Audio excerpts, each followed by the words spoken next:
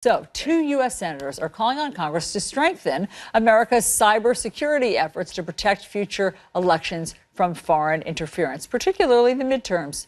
Republican James Lankford of Oklahoma and Minnesota Democrat Amy Klobuchar insist the Trump administration is not doing enough to prevent another Russian attack. Manu Raju is live on Capitol Hill with more. What have you learned, Manu?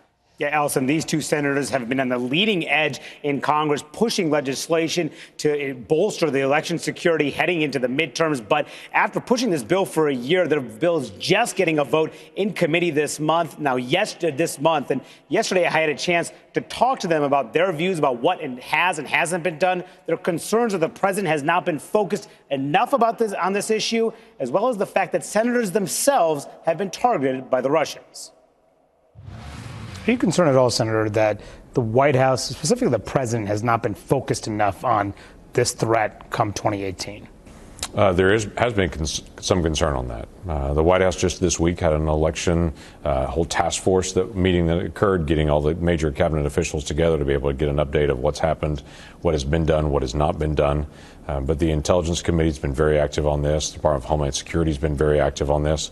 While the president has been inconsistent in his tweets and some of the messaging that he's put out on it, he's been the only one in the government that hasn't been paying attention to this. There were clearly delays based on things the president was saying. They weren't really directing their people to coordinate. Do you think that the Russians could tilt the midterm elections this year? Certainly, if they somehow got into the equipment and made changes to the vote counts, that would be called tilting the election. Now, what we know is last time they didn't get that far from the intelligence we have, but they were, according to the latest indictment, got to 500,000 people in terms of their voter data. You remember the Intelligence Committee. Without getting into the intelligence, do you have any evidence to support the notion that there are more senators, Democrat or Republican, who are being targeted now? That's a pretty regular thing here, that there are outside actors and entities trying to be able to find ways to be able to hack into the Senate and to be able to see if they can't find information. How many senators would you say have been targeted? I would be shocked if there's a senator that hasn't been targeted, quite frankly.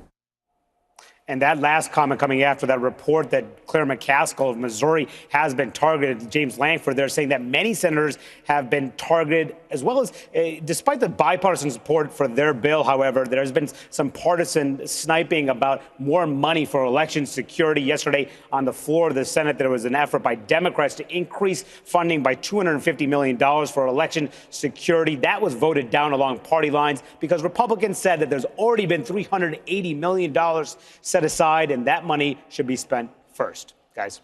All right, Manu, thank you so much.